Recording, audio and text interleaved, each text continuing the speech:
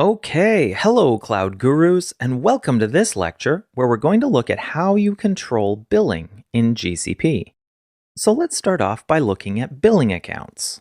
A billing account represents some way to pay for GCP service usage.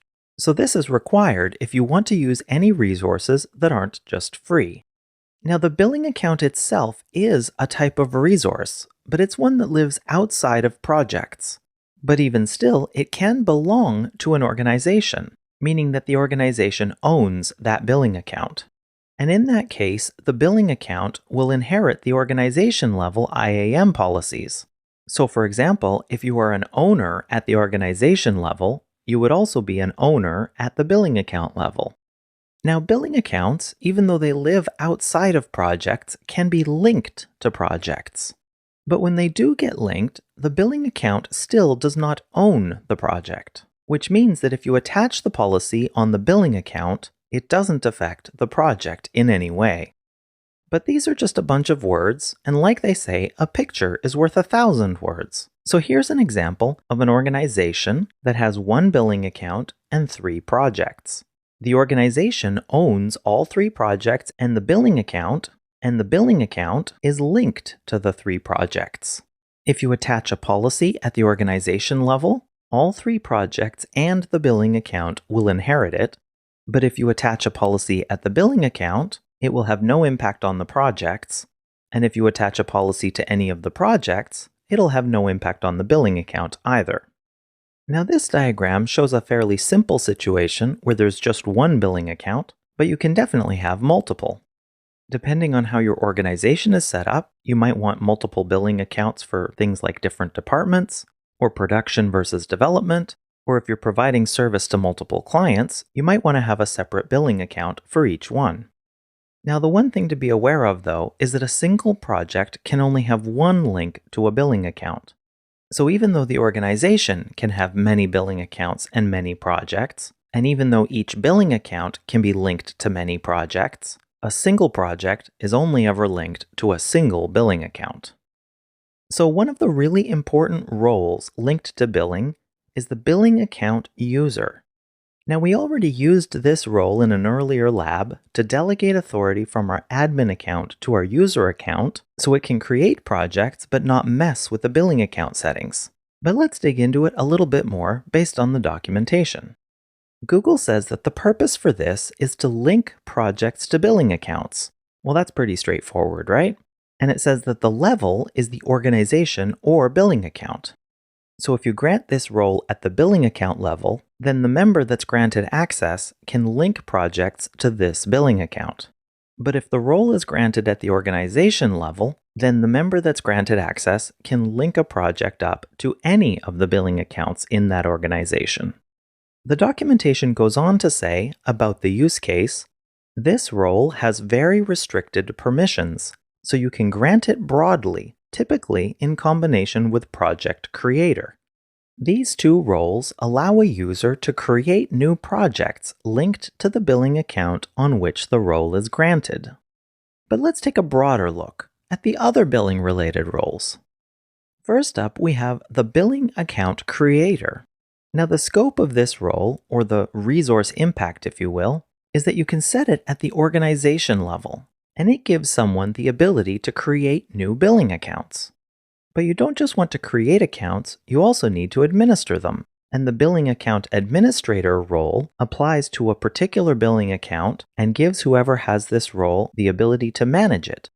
Now depending on your organization and how you want to set things up, this might be the same person, but the reason these are separate roles is because they're not always the same person. You might want to grant someone the role to administer certain billing accounts that have already been created, but you want to manage the creation of new ones differently. The next role is the Billing Account User that we've already seen. So managing the details about a billing account is one thing, but you may well want to grant someone the ability to link a project to that billing account without being able to change anything else about it. And of course, that's exactly what we wanted, so that's what we did. The Billing Account Viewer role lets you view billing account cost information and transactions. So this is a role that could let you audit what's going on, but not change anything. The last role we're going to look at is the Project Billing Manager, and the scope of this role is the project. This gives you the ability to link projects to billing accounts and unlink them, so it's the project counterpart to the billing account user. If you want to make a link between a project and a billing account, you need to have the billing account user role on the billing account, and you need to have the Project Billing Manager role on the project. If you don't have both of them, you won't be able to make the link. Alright, let's take a quick detour to talk about invoiced billing.